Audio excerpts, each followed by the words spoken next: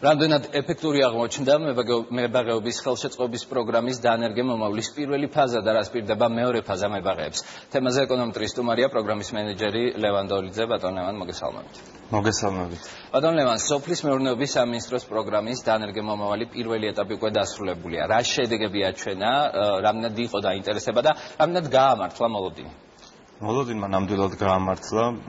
შედეგებს რაც შეეხება საგაზაფხულო სამუშაოების ფარგლებში მივიღეთ სულ 14 განაცხადი.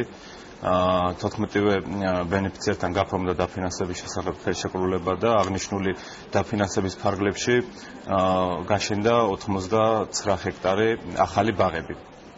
ეს არის თანამედროვე ინტენსიური და ნახევრად ინტენსიური ბაღები საქართველოში. გასაგებია და რა მოცულობის სესხი გაიცა უკვე და რომელი ტიპის პროექტებზე არის უფრო მეტი მოთხოვნა, ანუ სანერგე მეურნეობებზე თუ ბაღების გაშენებას? საგაზაფხულო სამუშაოებზე ძირითადი განაცხადები შემოვიდა ბაღების კომპონენტის ნაწილში. აქვე მინდა შეგისწოროთ, რომ ეს არ არის სესხი და ეს არის დაფინანსება, ეს არის საჩუქარი მთავრობისგან მოსახლეობისთვის და გაცემული თანხები არ ითვალისწინებს უკან დაბრუნებას. ეს არის საჩუქრად გადაცემული. ჯამში არის 575,000 ლარის მოცულობის აღნიშნული 14 განაცხადი. აქედან 400,000 ლარზე მეტი უკვე გაცემულია. დანარჩენ თანხებსაც ეტაპობრივად 2 კვირის ფარგლებში აითვისებენ ბენეფიციარები. და რა პირობით იღებენ სესხებს, ანუ თქვენი მხრიდან რა პირობით ხდება მათი გაცემა, ანუ საჭიროა თანადაფინანსება თუ არა? ეს კიდევ ვიტყვი, სესხი არ არის, ეს არის დაფინანსება, საჩუქარი არის მთავრობის მხრიდან და აღნიშნული არის ძალიან მარტივი პროცედურით ხორციელდება აღნიშნულის გაცემა. გვაქვს გარკვეული საბუთების ჩამონათვალი, რომელიც უნდა წარმოადგინოს ბენეფიციარმა. ძირითადი არის უნდა ფლობდეს მიწის ნაკვეთს საკუთრებაში და გვაქვს მინიმალური კრიტერიუმები მიწის ნაკვეთის ფართობის მოცულობის. ეს არის მცირემიწიან რეგიონებში 1 ჰექტარი, ძირითად რეგიონებში მინიმუმ 5 ჰექტარი. ანუ შეუძლიათ მოგმართოთ ნებისმიერ ადამიანს, ვისაც მიწა აქვს? დიახ, ვისაც აქვს მიწა, აი აღნიშნული ინფორმაცია აუცილებლად უნდა იხილოს ჩვენი სააგენტოს ვებგვერდზე www.ap.ge. გამოქვეყნებულია დეტალურად ყველა კრიტერიუმი და ყველა ეტაპი, რა ეტაპზე, რა დოკუმენტი, როგორ უნდა შეაგროვოს. ანუ მარტივი პროცედურაა საკმაოდ. და ამის შესახებ ინფორმაცია თუ შეუძლიათ ადგილზეც მიიღონ, დავუშვათ ბევრს არ მიუწვდება ხელი ინტერნეტზე. რა თქმა უნდა, შეუძლიათ ადგილზეც მოგრძადდნენ ოფისში და ბევრია ესეც იქცევა. შესაძლებელია ასევე დარეკონ ჩვენ ცხელ ხაზზე და მიიღებენ აუცილებლად კონსულტაციას სათანადოდ. ანუ საუბარია რეგიონის საკონსულტაციო ცენტრებზეც. ასევე ტერიტორიული ორგანოები აქვს სოფლის მეურნეობის სამინისტროს აქვს საინფორმაციო ცენტრები და ისინიც ეწევიან კონსულტაციას ჩვენ პროექტთან და პროგრამასთან დაკავშირებით.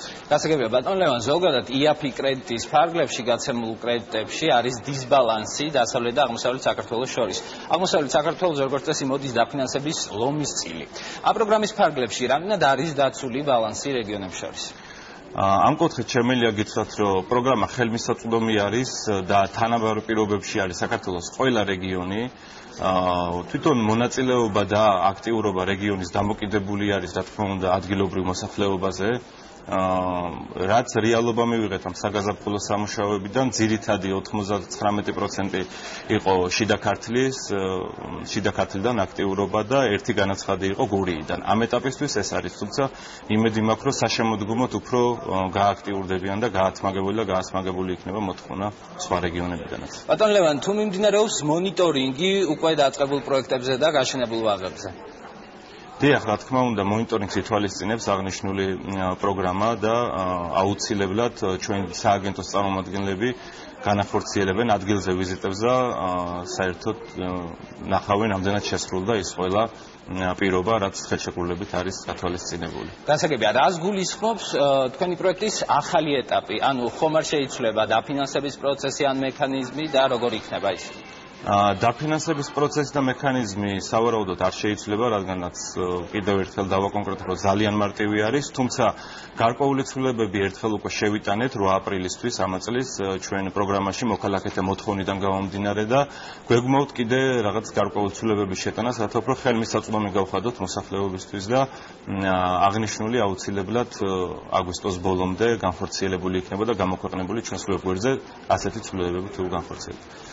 ანუ ჯერჯერობით არ არის ცნობილი ამ ცვლილებების შესახებ თუ უკვე გააქვთ რაიმე მონახაზები?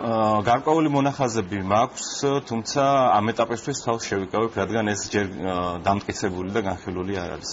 გასაგებია და ბოლოს რა შედეგებს ელოდებით ამ პროგრამისგან, როგორც მოკლევადაში, ისე ხანგრძლივ პერსპექტივაში? კი ბატონო, რაც შეეხება პროგრამის შედეგებს, დავაკონკრეტებ მაინც მანამდე, რომ საგაზაფხულო სამუშაოებზე განაცხადების მიღება დამთავრდა და საშემოდგომო სამუშაოებისთვის განაცხადების მიღებას განვაახლებთ 15 ივლისიდან 2015 წლის და ველოდებით აქტიურობას, ძალიან ბევრი არის მსურველი მოქალაქეები. ანუ 15-დან შეუძლიათ უკვე მოგმართონ ახალი პროექტისთვის.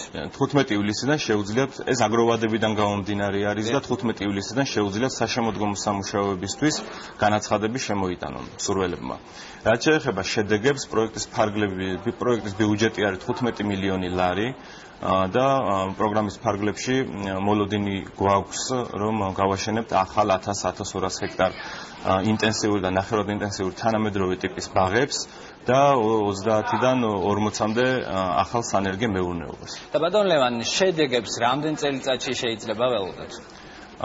რა თქმა უნდა, ეს გარკვეულწილად გრძელვადიანი ინვესტიცია არის და ამის შედეგები დაახლოებით კომერციულ მოსავალს ძირითადი კულტურები იძლევა დანერგვიდან მესამე წელს.